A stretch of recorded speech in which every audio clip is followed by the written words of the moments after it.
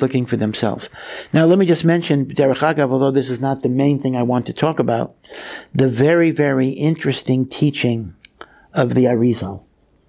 The Arizal actually says that Korach was in many ways a tzaddik, and I will continue with the Arizal further on, but I just want to kind of jump the gun and bring out this point. And he says that Korach's intuition that he ought to be the Kohen is actually going to be borne out, liyasid lavo, that when Mashiach comes, the Leviim, Korach is a Levi, will be elevated to kahuna status. And that elevation will even include KORACH himself. And the Arizal says, it says in Tehillim, Tzadik Beis, which is the song for Shabbos, Mizmor Shir Liyom HaShabbos, Tzadik Katamar Yifrach. The tzaddik shall flourish like the date palm, producing fruit. The Arizal points out, the last letter of those three words spells Korach. Tzadik, Kuf, Katamar, Resh, Yifrach, Chet, which is Korach, and the fact that it's the end of the word indicates Bi'acharis hayamim, and the end of days, Korach will indeed be elevated to kahuna, that there was something righteous about Korach. It's hard for us to understand exactly, but this is what the Arizal says. And he points out the following. He points out that he teaches that Kohanim represent chasodim. Kohanim represent chesed. Leviim, who themselves were very zealous in killing Shechem and killing the people at the Egel, Leviim in general represent gevurot, midas hadin. In Olam Hazeh, where we're weak and very prone to sin, we have to have the midah of rachamim, of chesed. And that's why the Kohanim, who represent spiritually the midah of rachamim, are those who do the avodah. But liyasid lavo, when the world reaches a state of perfection, we will no longer need a world based on chesed. Otherwise, in the present configuration of the world, without chesed, the world could not exist. But liyasid lava, the world could be based even on gevuros, because the world will be a high enough level that they could absorb gevura, and therefore the Leviim will in fact become the Kohanim. And that would include Korach, because the gevuros will be able to be chelek, to rule in the world. By the way, by the same token, the Arizal says that is why, liyasid lavo, the halacha will be like Beit Shammai.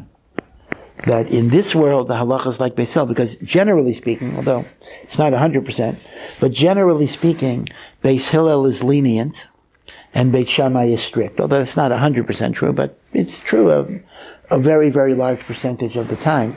And the Mekubalim explain that is because the root of Beis Hillel's neshama is in the midah of chesed, and the root of Beis Shammai's neshama is in the midah of gevura, or din, and that causes Beis Hillel to be more lenient, and that causes Beis Shammai to be more machmir. Now, by the way, I want to explain that, although it's not our topic, I want to digress for a moment.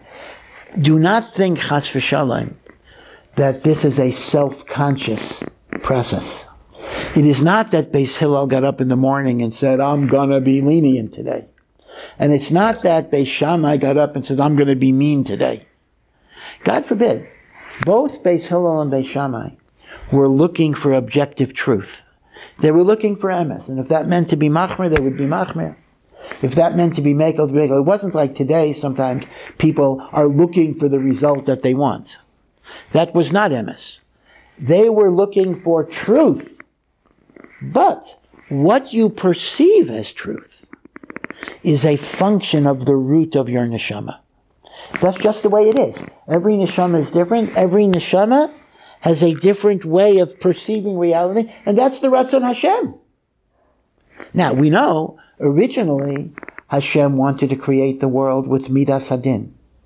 That's why it says, Bereshis bara Elokim, in the beginning, Elokim created the world. Elokim is Midas Hadin.